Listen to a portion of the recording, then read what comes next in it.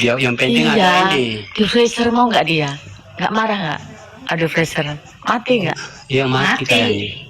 Mati. Itu tahu nggak? Itu ikan lele di tanah di sawah udah kering 6 bulan. Kalau Kalau posisi posisi yang yangnya bertahan sakit lalu pergi.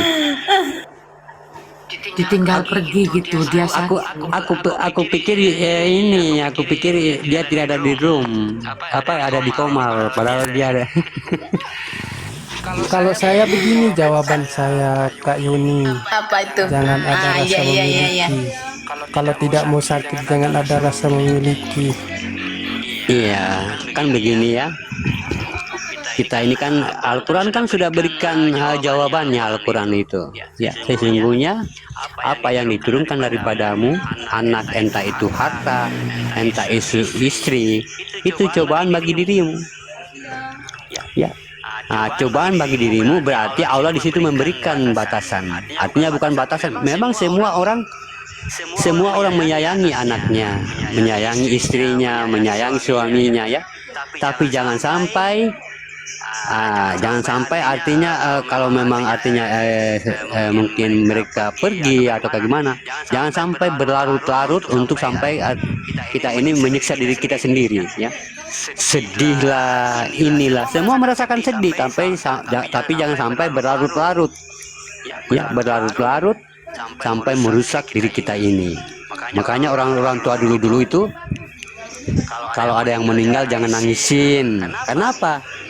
Ya, jangan sampai berdampak kepada diri kita ya, sakit lah, demam lah ya, depresi lah. Nah, itu yang dikatakan cobaan ya. Nah, bukan berarti iya ikhlaskan, bukan berarti tidak memiliki, memang wajib memiliki ya. Anak siapa yang tidak sayang anak ya. Nah, ini katakan cobaan ini jangan sampai sesuatu yang terjadi yang tidak diinginkan dan kita pun orang tua ikut berlarut-larut di situ. Ya.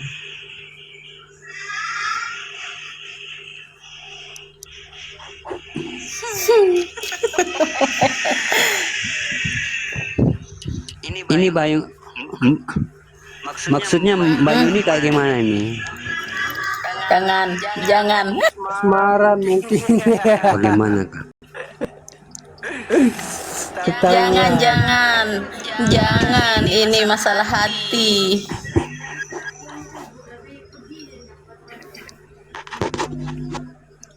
Masya Allah.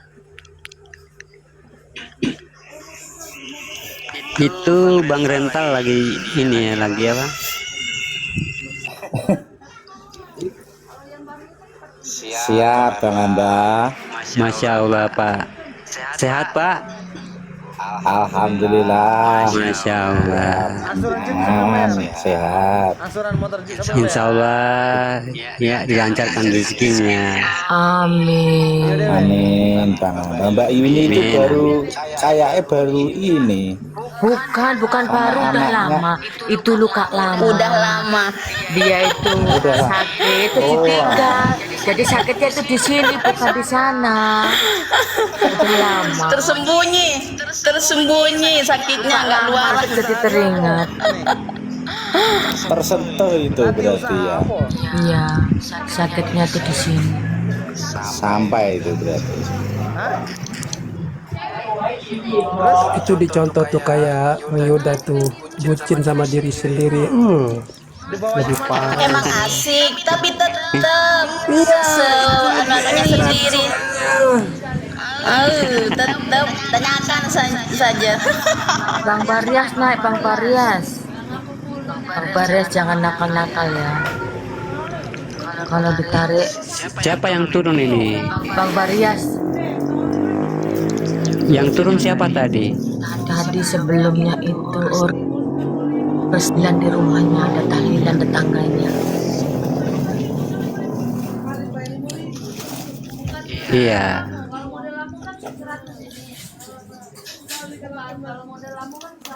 Makanya kalau kita ingin tidak mendapatkan sesuatu mudarat atau ujian cobaan, ya jangan kita meletakkan diri basarnya, jangan kita meletakkan pendengarannya, jangan kita meletakkan kalamnya atau hayatnya ini atau kodratnya ini jasad bagi dirinya dengan perbuatan-perbuatan yang memang bersekutu dengan dirinya.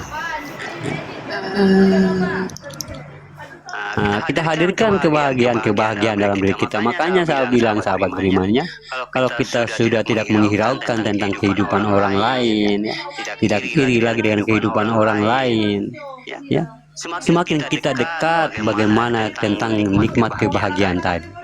Kita semakin dekat dengan kebahagiaan, ya, semakin dipertemukan dengan kebahagiaan. Oh, begini ternyata ya. Kalau kita memang tidak menganggapi, ya kenapa? Karena itulah yang dikatakan sifat nar atau api neraka yang nyata dari dalam diri kita. Ya. Bagaimana sifat neraka yang nyata dalam diri kita? Kalau contohnya ada orang tuh, ya, lagi ngomelin kita atau lagi protes kita, ya. Mungkin salah satu contoh mereka lagi protes pemahaman kita. Nah, ini kalau kita ladenin, tentunya berarti kita sudah merasakan panasnya tadi. Ya. Sudah merasakan. Kalau kita sudah merasakan, tentunya bukan lagi kita sendiri di situ. Sudah kita menghadirkan setan, ya. Sudah kita menghadirkan iblis, ya. Makanya bagaimana orang-orang yang memperdebatkan ilmu-ilmu Allah dalam pemahaman tentang tauhid, itu sebenarnya bukan mereka cuma sendiri, ya. Di situ sudah ada setan, ya. Sudah ada jin, iblis, ya, yang menghadiri perdebatan tadi. Makanya saya katakan di sini, kalau pemahaman dari Allah, sahabat beriman, yang memang itu dari Al-Quran, ya, itu tidak bisa kita perdebatkan. Kita maklumi, karena apa? Karena Al-Quran ini ilmunya luas, saya katakan lagi, ya, ilmunya luas. Tapi bagaimana kita menilai perbedaan itu? Dengan menilai ilmu Allah. Masya Allah, ya, ada pula ilmu Allah kayak gitu. Ya, memang luas ilmumu ya Allah dalam Al-Quran. Dengar lagi pemahaman yang lain, Masya Allah. Ini lagi yang lebih berat nih ilmunya, Masya Allah. Ada juga ilmu Allah seperti ini. Ya. Jangan kita, itu tidak cocok dengan pemahaman saya. Itu tidak cocok dengan pemahaman saya. Itu tidak cocok apa yang saya utarakan. Oh, ini semua kafir nih. Ini semua sesat. Ya. Sahabat beriman, ya, kalau kita sebagai seorang muslim, ya, muslim yang artinya sebagai seorang muslim tentunya sudah cerdas, ya. Kalau kita memang sudah menganggap diri kita muslim, ya, Nabi kita Muhammad, Tuhan kita adalah Allah, dan apabila di kalam kita ini keluar dengan ucapan memaki, mencaci, itu langsung putus. Putus ajaran kita dengan Nabi, putus ajaran apa yang dia katakan dalam Al-Quran, putus ajaran dengan Tuhan. Karena apa? Nabi tidak pernah mengajarkan tentang memaki, ya. Al-Quran tidak pernah mengajarkan tentang memaki, ya. Tuhan tidak pernah mengajarkan tentang memaki. Berarti dia golongannya dari setan dan iblis. Itu aja, kita diam aja.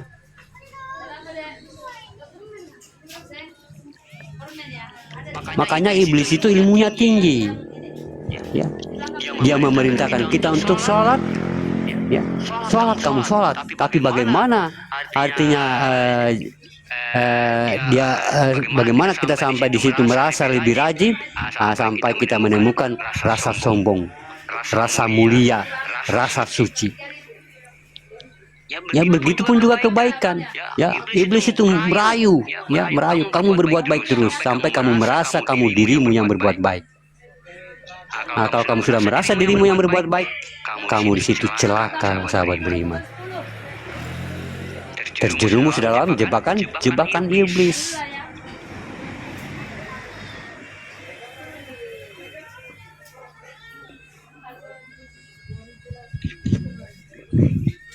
Iya, iblis itu dia merayu. Kenapa? Dia yang menyeru di dalam dada manusia itu keakuan tadi, ya. Keakuan. Kalau dalam bahasa ilmunya, kalau dalam bahasa imannya dia nafsu. keakuan diri kita, dan senantiasa membujuk di dalam dada manusia. Pintar dia menjebak, bikin jebakan tuh. Makanya kita harus paham, ya. Kita harus paham, kita harus mengerti isyarat-isyarat yang ada di dalam diri kita. Ya, kalau di dalam diri kita muncul, ya, meyakini sesuatu perbuatan yang keluar dari artinya dari dirinya, kita harus bagaimana menguatkan diri kita, keimanan kita, ketakwaan kita ini untuk menetapkan hanya dirinya lah yang nyata di sini, hanya dirinya lah yang berbuat di sini. Nah, itu yang paling sulit itu, berkelahi dengan pikiran, berkelahi dengan keakuan, berkelahi dengan akal. Nah, tapi bagi orang-orang yang sudah beriman, orang-orang yang sudah paham, itu adalah keberkahan bagi dirinya. Kenapa? Dia sudah paham, berjalan terus menuju bagaimana singgasana Allah itu. Jangan kita menoleh ke belakang lagi, ya. Menoleh ke belakang, ada akal, ada doktrin, ada nafsu, ada sifat keraguan-raguan. Kita pertahankan keakuannya. Ya, Allah senantiasa akan memudahkan sahabat berimannya. Masya Allah. Kalau kita mampu mendalami sahabat beriman, makanya sahabat beriman, ya. Saya kalau menceritakan tentang ini pasti bergetar hati saya. Ya, karena apa? Kalau kita sudah menceritakan tentang kasih sayangnya, Masya Allah, tiada duanya. Tidak akan kita pernah mendapatkan di dunia ini kasih sayangnya itu.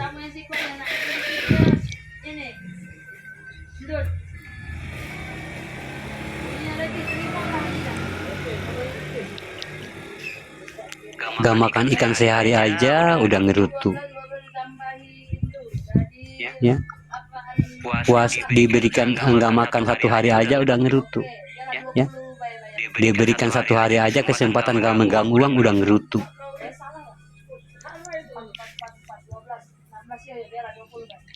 Diberikan bagaimana tentang jalannya 1 hari aja udah ngerutu manusia. Udah mulai inilah itulah, Tuhan tidak sayang lah, inilah. Ya, padahal itu satu jalan, satu titik bagaimana kita menuju untuk bercurhat kepadanya, ya, memohon kepadanya. Malah kita membalikan fakta, malah kita menyalahkan dia.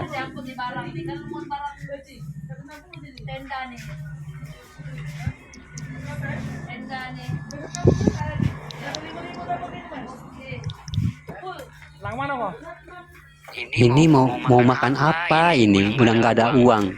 Gimana besok ini? Aduh, susah sekali rezeki. Kayak gimana? Meragukan, ya, meragukan kehadiran rezeki Allah pada dirinya.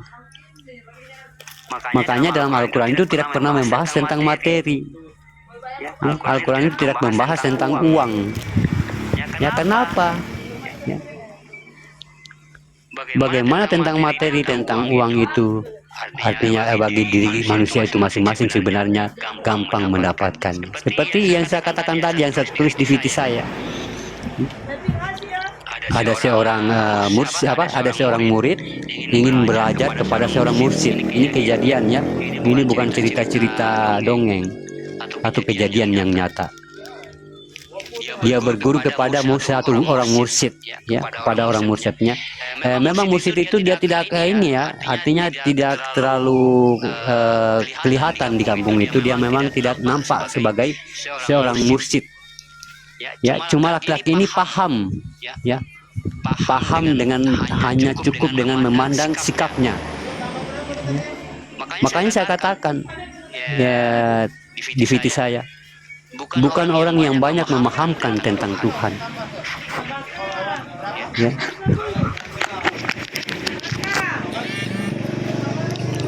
Bukan banyaknya bagaimana orang itu memahamkan tentang Tuhan. tapi bagaimana dia memahamkan, dia merasa Tuhan itu dalam dirinya. Dia merasakan Tuhan dengan pemahamannya itu. Nah, lalu mursyid ini mengajar kepada mursyidnya, ya, murid ini. Ya, bulan demi bulan, ya, sampai minggu berminggu-minggu, sampai bulan berbulan-bulan, sampai dia menuju sampai 9 bulan.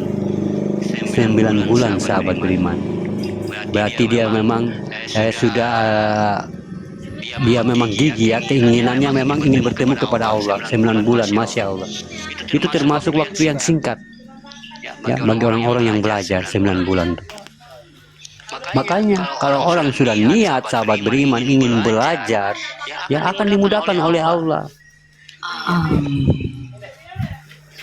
Barang siapa yang ingin berjumpa denganku, kata Allah, ya, apa yang dijanjikan itu akan ku tunaikan, bagaimana Allah akan membuktikannya. Makanya di situ ada ayat dalam Al-Quran, sesungguhnya aku tidak pernah kecewa berdoa kepada Allah, atau tidak pernah aku merasakan kecewa berdoa kepada Tuhanku.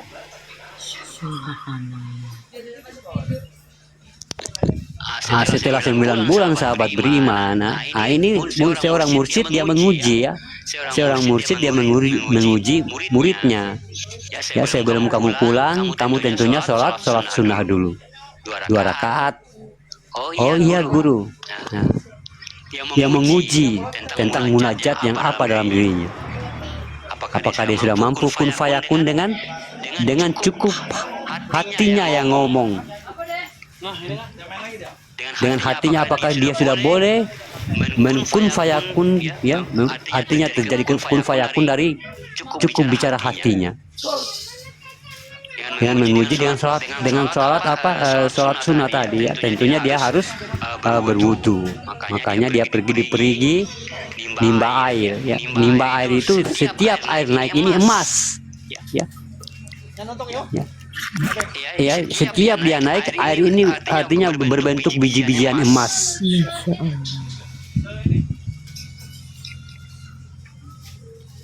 Nah, jadi murid ini bingung. Ini kenapa setiap saya menimba air ini yang naik adalah emas, ketulan emas, butiran emas. Nah, di situ gurunya sudah paham. Oh, ini udah bisa nih. Ya, gurunya hanya tersenyum. Kenapa? Kun fayakun, dia sudah bisa menghadirkan kun fayakun itu hanya cukup munajat. Ya. Makanya sahabat beriman, para aulia-aulia, para wali-wali itu tidak sibuk dengan harta. Karena apa? Bagi mereka itu adalah gampang. Yang susahnya apa? Yang susahnya itu berjumpa dengan Allah. Ya, di situ Allah tidak membatasi. Ya, silakan kita kaya. Ya, katanya. Allah katakan, silakan kamu kaya, silakan kamu baik, silakan semua, saya tidak membatasi. Tapi kalau kita sudah sampai kepadanya, itulah yang akan membuat kita berhenti untuk melakukan apa yang dikatakan tadi oleh Allah. Silakan kamu kaya. Tapi kalau kita sudah sampai kepada Allah, di situ kita mulai tersendat. Ya, karena apa? Kenikmatan sudah tidak ada selain nikmatnya Allah tadi. Nikmat dunia, harta itu lebih mudah daripada mereka. Para wali, para aulia itu memegang daun dijadikan uang, ya. Tinggal mengatakan ya Bismillah, ya, hadirlah uang entah kemana, hadirlah rezeki entah kemana. Subhanallah. Aman. Karena apa? Sudah tafaraku Bismillah, sudah alam sudah tunduk kepada semuanya.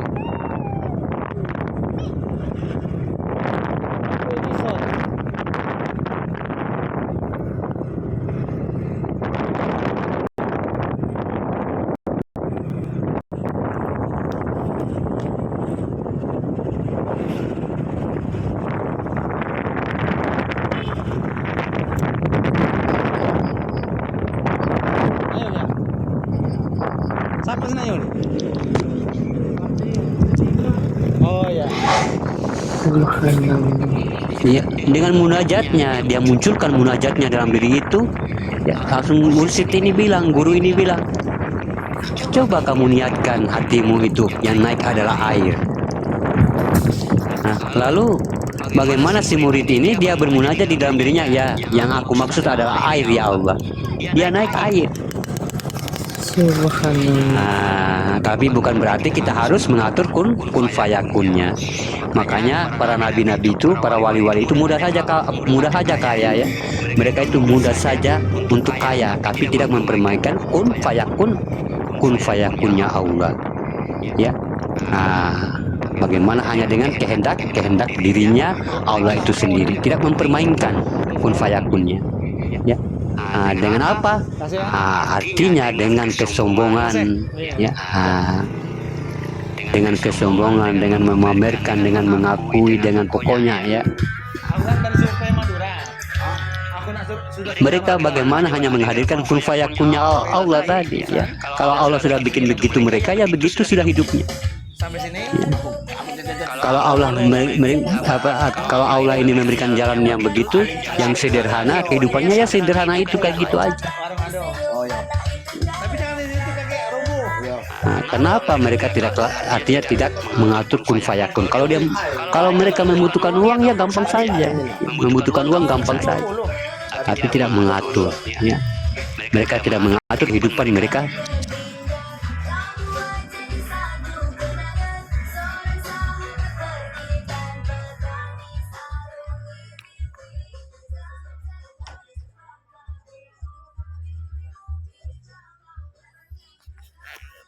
Miskin, kita sederhana, kita kaya, itu semua diatur oleh Allah, kehidupan Allah. Ya. Tidak ada manusia yang bisa kaya, tidak ada manusia yang miskin, tidak ada manusia yang mau hidup sederhana. Semua itu sudah ditentukan oleh Allah. Nah, makanya ini yang dikatakan sifat mu'atnya bagi Allah. Ya. Kalau mereka sudah merasa di dalam dirinya ada yang bersembunyi, ada yang bersemayam di dalam dirinya, itu mereka pasti segala kekurangan yang ada dalam dirinya, segala kehidupan yang ada dalam dirinya, senantiasa bersyukur dengan mengatakan alhamdulillahi robbil alamin. Nah, itulah kenikmatan, ya, itulah kebahagiaan, ya. Itulah kebahagiaan yang benar-benar hakikinya bahagia.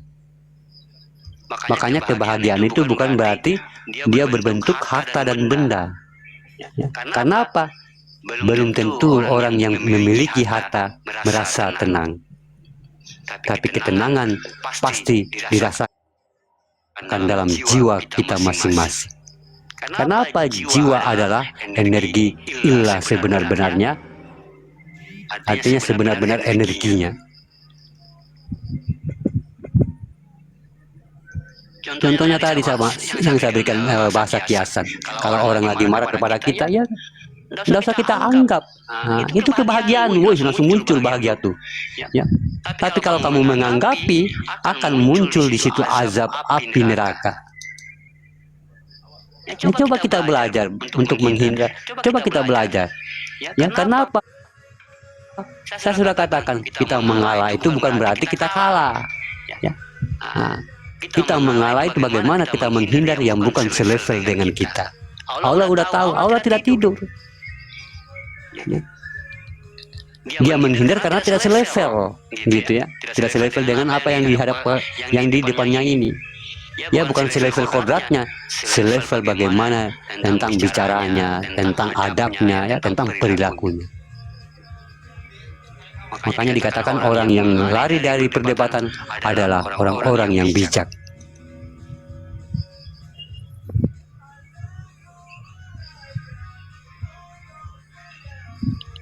Tapi yang mengalah bukanlah kita kalah, ya. Padahal Nabi kita itu panglima loh ya, panglima sahabat beriman ya, panglima besar dalam perang Badar. Ya, berapa kali Nabi kita tuh, ya, sebagai panglima perang. Ya. Padahal beliau kalau dilemparin batu nggak lawan dia. Ya. Beliau diludahi, beliau dilempar batu, dimaki, dicaci. Dia nggak melawan. Padahal dia seorang panglima.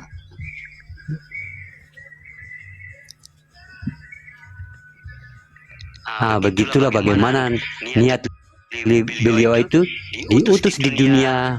Dia tidak menzolimi, tapi bagaimana sebagai penerang alam semesta, ya, untuk bagaimana untuk menyadarkan para manusia.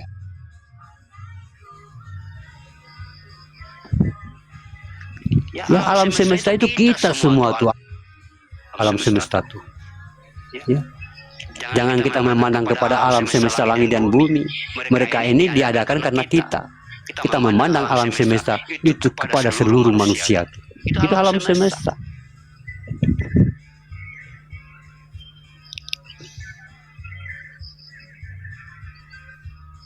Kita ini alam semesta. Alamnya Allah.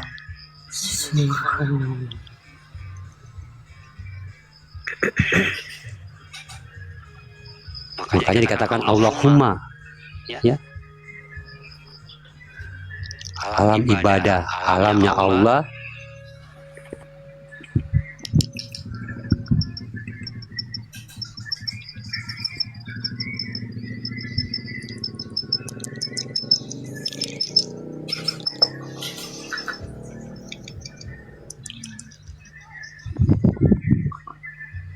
Bang Kade mau naik kenalan sini. Ini dari Abah Sekumpul, Bang Kade. Baru mungkin tuh benda. Orang lama. Oh, orang lama. Ini cucunya Abah ini. Oh, Oh, bulat. Bang Sada tak turunin dulu. Tapi Bang Kade jangan nakal-nakal, suka iseng.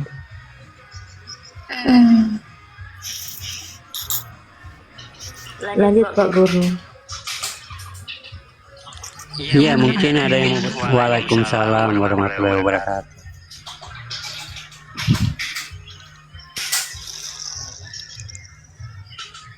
Mungkin ada yang mau bertanya, silakan. Bang Alan tuh. Kemana Alam? Assalamualaikum semuanya, sehat selalu. Amin. Waalaikumsalam warahmatullahi wabarakatuh. Alhamdulillah. Kenyataan Allah nang sempurna. Masya Allah. Bagus ini hamba Allah nih. Ya, silakan Bang Kade. Silakan bernarasi, silakan. Ya, kita semuanya saling melengkapi, bukan mencari apa namanya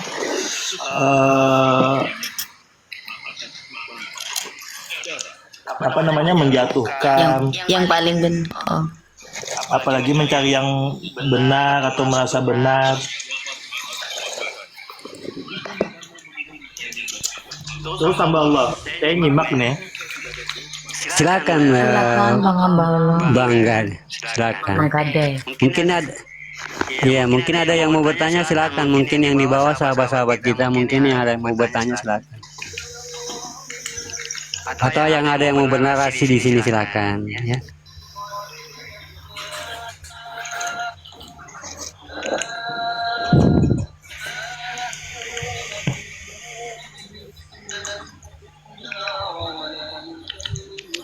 Ya, saya menanggapi sih tadi tentang apa namanya narasi hamba Allah tadi. Masya Allah. Kenapa Nabi Muhammad itu dilempar batu dia tidak pernah melawan, bahkan diludahi sekalipun dia tidak melawan karena beliau itu memandang sejatinya beliau sendiri. Masya Allah. Beliau itu tidak marah. Apa yang dilihat beliau itu adalah nur Rasulullah sendiri. Nah, seperti itu. Sama layaknya kayak kita dihina, dicaci, dimaki. Kalau kita memandang dari segi nurnya Rasulullah itu semuanya tidak tidak terlihat lagi itu. Keburukan dari seseorang tuh, meskipun dia menghina, caci maki itu. Kadang-kadang kita ini akhlaknya kurang. Jujur sih, kita ini kebanyakan akhlaknya kurang. Makanya Nabi Muhammad SAW itu sempurnanya akhlak baru beliau itu beribadah sholat 5 waktu itu di umur 41 tahun. Nah, kadang-kadang kita ini lebih awal udah bisa sholat kita, kadang-kadang kan baru umur balik udah bisa kita sholat 5 waktu, itu termasuk luar biasa. Kalau baginda Nabi kan umur 41 tahun dia baru mendirikan sholat 5 waktu. Nah, maka yang paling utama itu sebenarnya akhlak. Cara memakai akhlak itu dengan benar, sering-sering bersolawat dan zikir. Zikir puji-pujian lah. Kadang-kadang kita memuji itu alangkah bagusnya pakai hati, bukan pakai mulut. Karena mulut ini bercampur dengan kebohongan. Kadang-kadang kita dusta tanpa kita sadari, kadang-kadang ngomong gosip atau apa. Alangkah bagusnya sholawat dan zikir itu di hati sebenarnya, agar membersihkan sifat-sifat yang menyakitkan hati dan juga membersihkan hati juga. Seperti itu. Masya Allah. Iya. Sebenarnya kita ini semuanya daripada nur Nabi sebenarnya kita ini. Kalau dibilang Nur Muhammad boleh juga, itu kan karangan untuk alam semesta. Nur Muhammad itu namanya. Tapi kalau yang sebenar-benarnya, yang hakikat yang sebenar-benarnya hakikat itu yaitu Nur Nabi atau Nur Rasulullah. Itu. Ya, silakan lanjut. Masya Allah, ya. Nah, itulah sahabat beriman ya. Makanya saat kita mengikrarkan taubatulillahnya Allah dalam sholat, Assalamualaikum, ya. Di situ Allah datang saat duduk kita ya. Saat kita lagi duduk dalam sholat, di situ Allah mengatakan, Assalamualaikum ya ayuhana nabiyyu. Kenapa kita sudah mengikrarkan taubatulillahnya? Tahiyatul ya. Taubatulillah. Tahiyatul mubarakatuh salawatu taubatulillah. Ya, berarti kita sudah mengikrar membawa taibatu. Apa taibatunya? Itulah akhlak atau qulub atau yang dikatakan ibadahullah. Yang sering bagaimana beliau Nabi Muhammad SAW artinya dia menjalankan sahabat beriman ya. Makanya di situ Allah datang ya. Assalamualaikum ya ayuhan nabiyyu ya. Artinya di sini kita manusia bagaimana memiliki sifat kenabian yang seperti Bang Gadai katakan tadi ya. Memang kalau dalam alam itu Muhammad ya, Muhammad artinya Nur Muhammad ya, tapi dalam diri kita itu ada sifat kenabian atau sifatnya Rasulullah. Yang dikalamkan tadi oleh Allah ya. Assalamualaikum ya ayuhan nabiyyu. Dia di situ tidak menyebutkan Nabi siapa, ya, tapi kita memiliki bagaimana sifatnya Nabi. Nah itu aku, bi itu batin ya.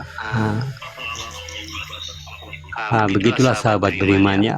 Itulah sifat kenabian atau sifat nur bagi kita ya, atau dikatakan dalam ilmu hakikat ya sifat malaikat ya. Masya Allah.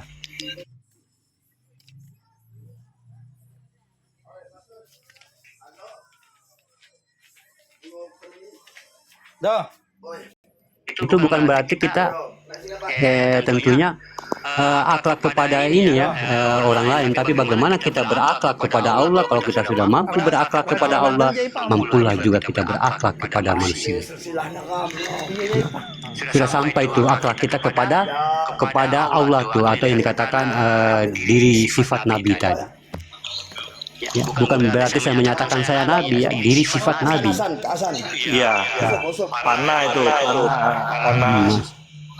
kenabian pada diri sendiri. Maksudnya dia itu sadar dirinya sendiri itu bahwa yang wujud itu bahwa Nur Rasulullah saja yang wujud di dalam hatinya itu. Masya Allah. Nah, itu termasuk panah. Apa dia lakukan, maksudnya dia berbuat sholat, dia beribadah zikir dan sholawat, dia mengakui bahwa itu yang sempurna itu adalah nur Nabi. Nah, di dalam hati. Jadi di sana tuh nggak ada keakuan, jadinya nggak merasa ahli ibadah, nggak merasa ahli zikir. Nah, itu sebenarnya panakan dirimu kepada nabimu dan rasulmu. Itu. Masya Allah. Makanya orang ahli ibadah sama orang yang sering membahagiakan orang lain lebih tinggi derajatnya membahagiakan orang lain. Kenapa? Karena membahagiakan orang lain itu termasuk paling dicintai Allah Subhanahu wa taala. Sedangkan kita beribadah artinya seumur hidup pun itu untuk diri kita sendiri.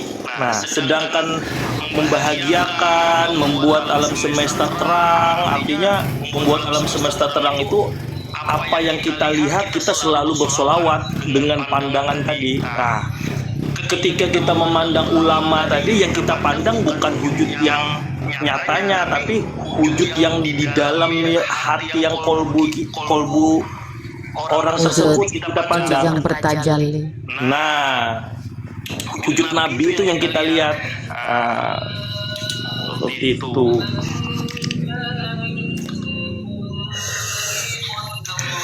Makanya kalau pengen seperti itu tuh sering-sering zikir dan sholawat biasanya. Kalau pengen mendapatkan, karena orang zikir dan sholawat itu insya Allah mulutnya terjaga dari dari kata-kata kebohongan, kata-kata gosip. Biasanya sering ibu-ibu menggosip kan biasanya. Kalau orang udah asik sholawat, wudu, yang paling utama wudu. Nah, setelah itu sholawat, insya Allah mulutnya terjaga itu dari kebohongan. Masya Allah. Sama begini, kadang-kadang orang miskin ini sama orang kaya ini, orang kaya bilang saya mampu untuk berhaji ke tanah suci, sedangkan orang yang miskin fisiknya ini tidak mampu berhaji.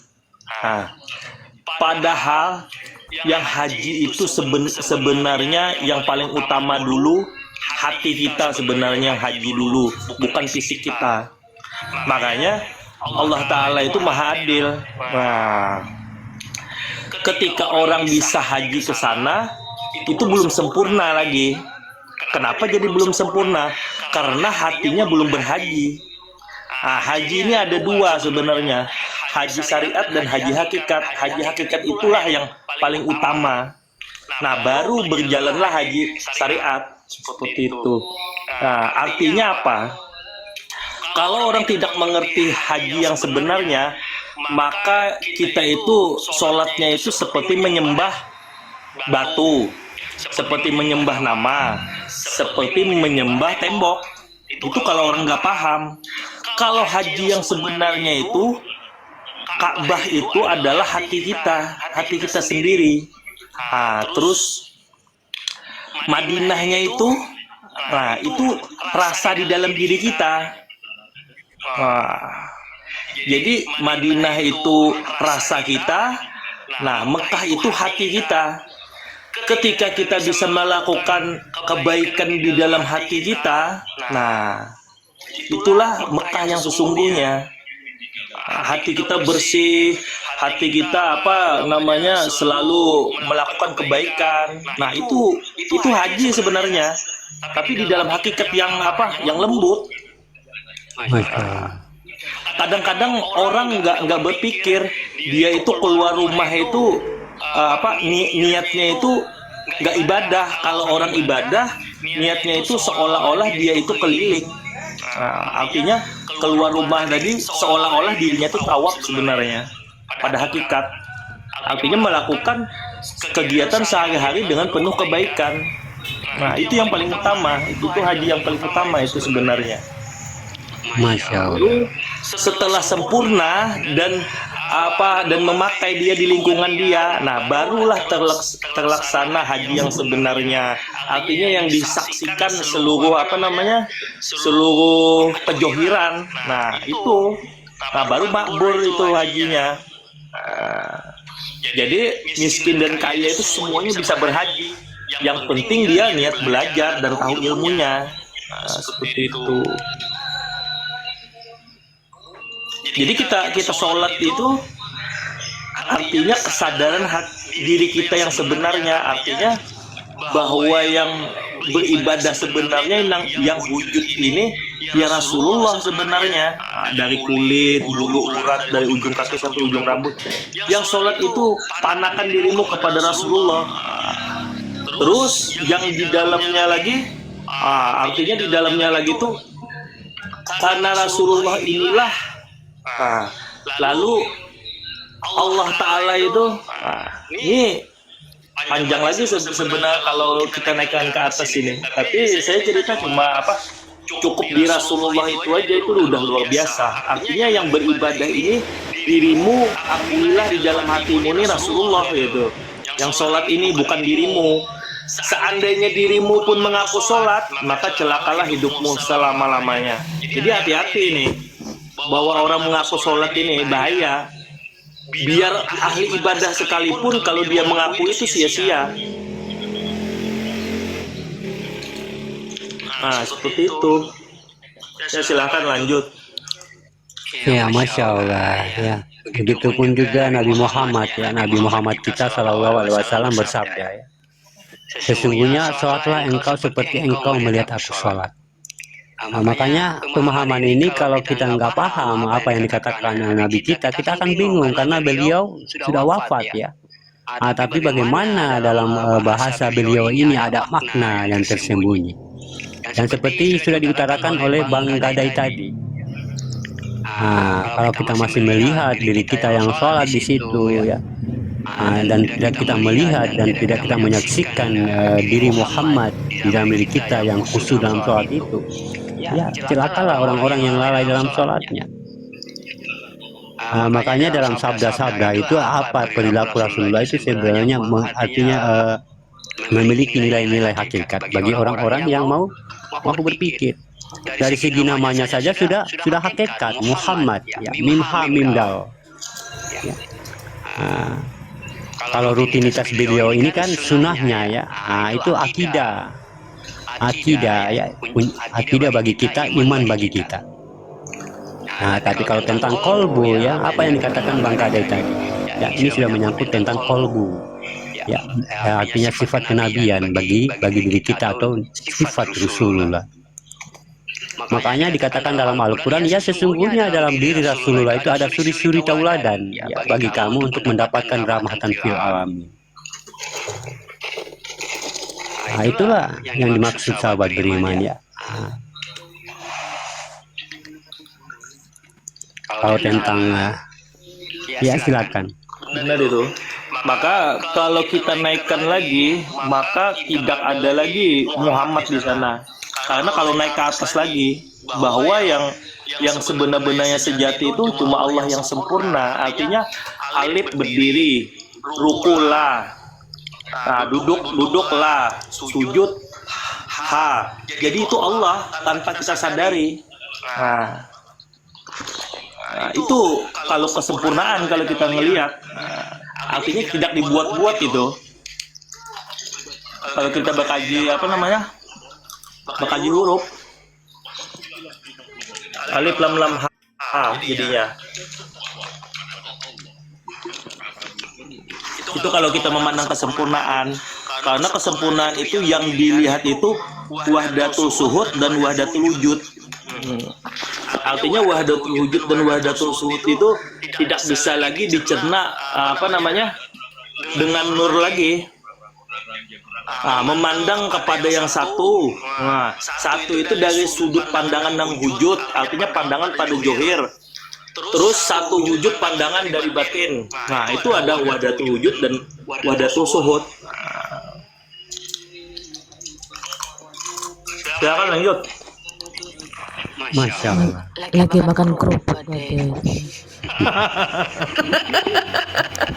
Makan kerupuk nggak ngajak-ngajak.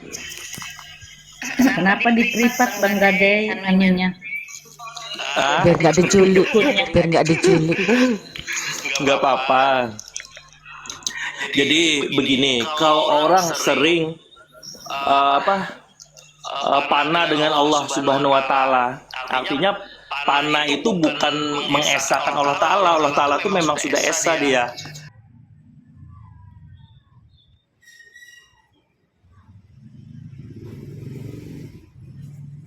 Zahir batin engkau di dalam dirimu sendiri ini tanpa diucap ya.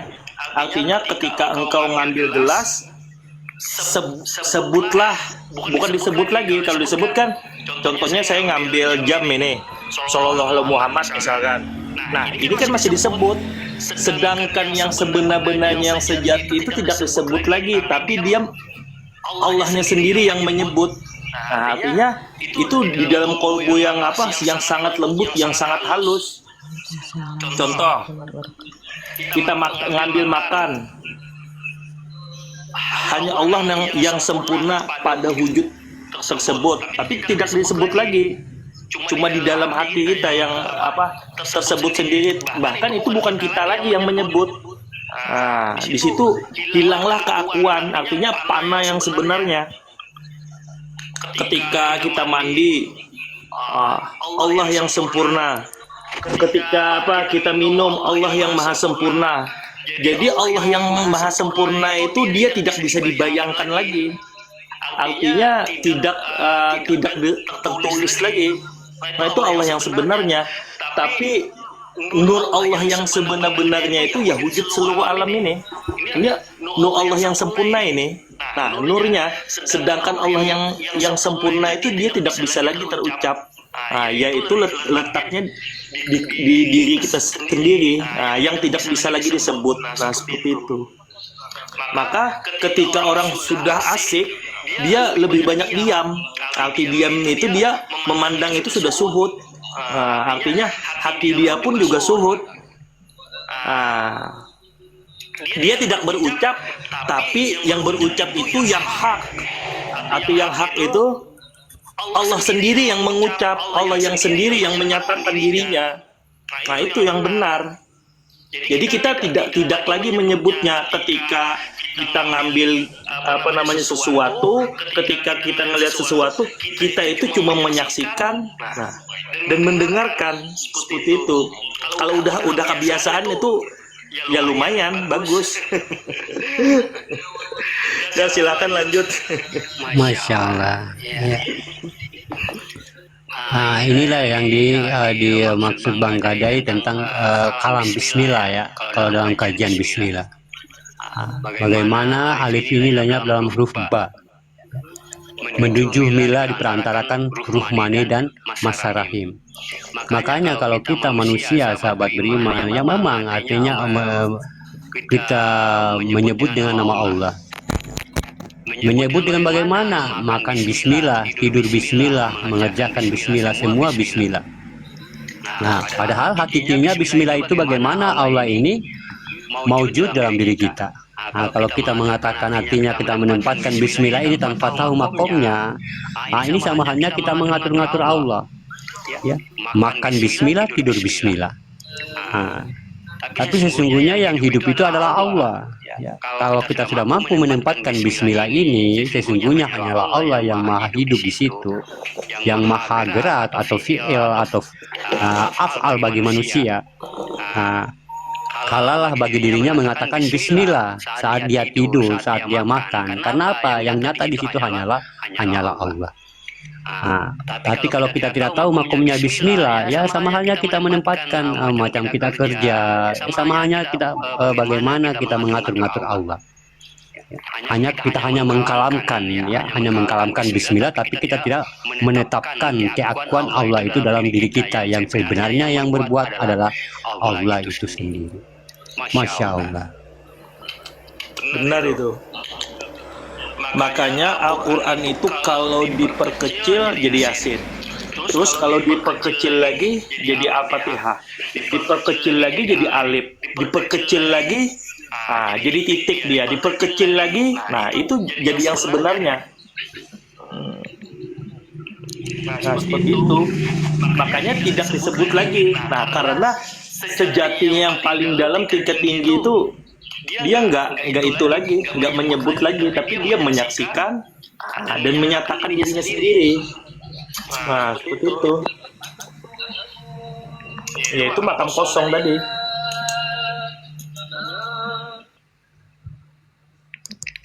Kan lanjut. Masya Allah. Nah, inilah yang dikatakan dalam surat Maryam ya. Sesungguhnya manusia itu sudah ada ya. Manusia itu sudah ada tapi belum berwujud atau belum memiliki zahir ya, atau belum nampak. Nah, itulah wujud sahabat beriman ya, yang memang belum, artinya yang tidak bisa kita katakan ya. Makanya kalau kita menukil kembali dari asma sampai ke Tuhan, bagaimana asma ini sudah tenggelam menjadi Allah Goib ya. Makanya ada kajian tentang Asmaul Husna ya. Memang Allah Goib memang ya, tapi dalam potensi nama. Kalau kita menukil dari, kita kembali kepada Allah, innalillahi ya.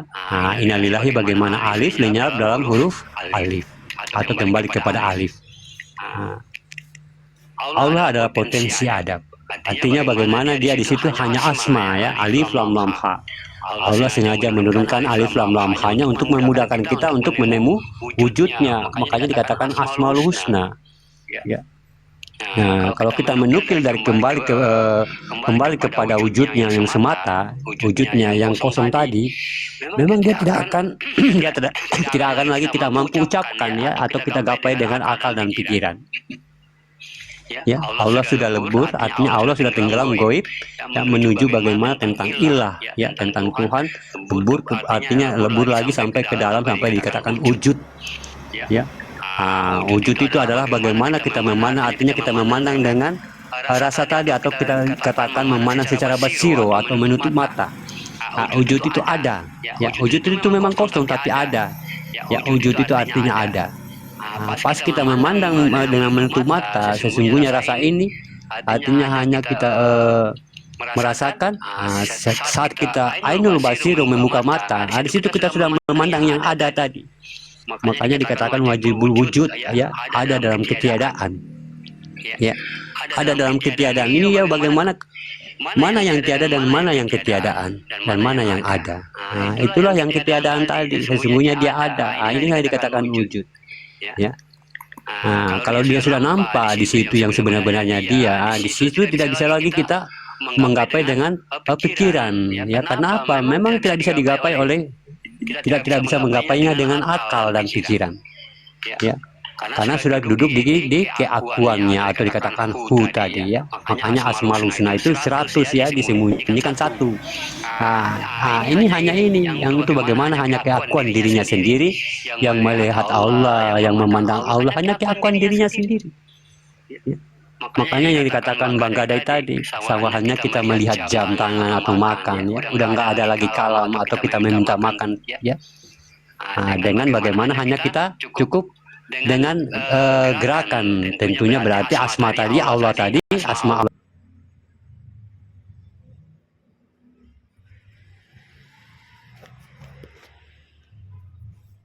Karena bagaimana Allah itu sudah goib, menjadi wujud atau ilah bagi diri kita.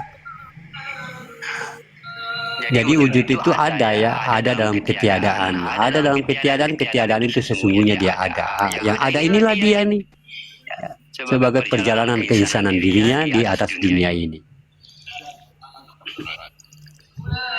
Ya, lanjut mungkin Bang Gadai. Iya, jadi Allah itu dulu dia nggak bernama Allah. Dulu dia itu apa namanya, yang dibilang orang, bukan dibilang orang ya, Allah itu ahad, tapi ahad itu bukan satu, tapi tak terhingga. Ahad itu bahkan kosong, tidak bisa dicerna. Dari ahad itulah memancarkan. Nah, memancarkannya itu yaitu asma tadi ya, bernama Allah, Allah sampai 99. Nah, itu asma Allah 99. Barulah wujud yang ke-100. Baru wujud yang ke-100 itu wujud yang sebenarnya, yaitu Muhammad. Nah, wujud kan mencari yang Allah itu memang 99. Nah, setelah wujudnya itu yang ke-100 yaitu yang bernama Muhammad. Barulah jadi seluruh alam. Seperti itu. Makanya nama seluruh alam semesta ini sebenarnya Muhammad namanya. Itu apa namanya, wujud nur Allah yang nampak bernama Muhammad dia. Dari Muhammad itulah bermacam-macam nama. Bukan bermacam-macam nama lagi. Kenapa jadi bermacam-macam nama? Karena dia dicerna oleh akal. Sebenarnya Muhammad itu tidak berubah sampai awal dan akhir, nggak berubah dia. Yang berubah itu akal kita. Seolah-olah yang Muhammad itu berganti nama menjadi langit. Muhammad itu berganti nama menjadi apa namanya? Menjadi tanah. Muhammad itu berganti nama menjadi pohon. Nah, itu semuanya itu bernama Muhammad sebenarnya. Makanya 99 itu nur Allah satu, yaitu Muhammad. Nah, Muhammad inilah ya sampai akhir zaman tadi. Sebenarnya Muhammad semuanya namanya ini. Seperti itu. Jadi berubah itu karena akal kita. Jadi kursi, jadi meja, ya bermacam-macam lah. Pada hakikatnya namanya itu nggak berubah, Muhammad dia tetap. Seperti itu. Muhammad yang sebenar-benarnya Muhammad itu, yaitu nggak bisa diceritakan lagi. Ya silakan lanjut. Masya Allah. Masya Allah. Iya. Tentang Robil Alamin ya, tentang Robil Alamin ilahin nas. Nah, Robil Alamin ini tentang kekuasaannya, ya, atau dikatakan Muhammad, ya, atau diri sifatnya, tapi dirinya sendiri juga. Ya. Kalau ilahin nas ini tentang Tuhan dirinya sendiri. Nah, jadi bukan artinya ini berbeda ya, ini satu kodrat sahabat beriman ya. Muhammad dirinya juga, makanya dikatakan la ilaha illallah Muhammad Rasulullah. Sesungguhnya aku Allah, ya bagaimana Muhammad itu namaku atau maujudku ya, atau maujudnya, atau dirinya juga. Jadi memang artinya ya dia yang bagaimana ingin bernamakan Muhammad. Muhammad itu yang maha terpuji ya. Maha terpuji atau dikatakan Ahmad, ya, Allah Muhammad. Masya Allah ya. Nah, inilah kesempurnaan, artinya inilah artinya ilmu ya, ilmu. Kalau kita sudah paham sahabat beriman ya, kalau kita sudah paham, gampang saja bagaimana kita menerima ilmu dan pemahaman orang lain itu ya. Sesungguhnya semua cocok. Kenapa? Karena ilmu-ilmu ini tidak kita parkirkan di akal kita lagi. Ya. Bagaimana yang menerima adalah Allah, yang mendengar adalah Allah. Ya. Nah, tidak kita menempatkan lagi kepada akal. Nah, karena akal itu posisinya di kalbunya manusia, atau dikatakan akidah atau iman bagi seseorang dalam konteks agama ya. Tapi kalau sudah masuk dalam konteks bertuhan, berarti kita sudah naik makom kepada ilmu. Nah, ini sudah tidak bisa kita menempatkan akal kita. Jadi beruntunglah orang-orang yang berilmu itu, yang khusyuk dalam sholatnya. Yang ini yang dimaksud oleh Allah sahabat beriman. Makanya kadang-kadang kita bingung membaca Al-Quran tentang yang tersiratnya ya. Kadang-kadang kita bingung ya. Kadang-kadang karena apa? Kadang-kadang kebanyakan Al-Quran itu kita menempatkan kepada akal ya. Contohnya Alif Lam Mim. Ini kalau secara harfiah ya, secara baca qiraat atau baca arti dan ayat, ini kita nggak mampu memahaminya ya. Kita sampai juga tua nanti kita hanya cuma sebut Alif Lam Mim adalah rahasia Allah, hanya Allah yang tahu ya. Tentunya dengan kenapa? Karena kita menempatkan dengan akal kita, padahal yang kita pandang ini bukan untuk akal. Itulah kekurangan kita sahabat beriman ya. Makanya kebanyakan pemahaman begini diterima dengan akal. Ya. Padahal Allah sudah mengatakan dalam Al-Quran, sesungguhnya kamu bagaimana didapatkan saat kamu merasa bingung. Ya. Nah, tapi bagaimana bingung itu kita tenggelamkan sahabat beriman. Oh, berarti ini nggak cocok nih buat akal saya, berarti untuk tentang kebatinan saya. Ya, kenapa? Ya, faham itu, ilmu itu Allah sendiri. Ya. Al-ilmi atau Allah sendiri. Paham juga Allah sendiri. Yang memberikan hidayah adalah Allah sendiri kalau kita memang menempatkan pada posisi memang yang menerima. Ya. Nah, makanya kalau sudah sampai di pemahaman ini sahabat beriman ya, tidak bisa kita mengkait-kaitkan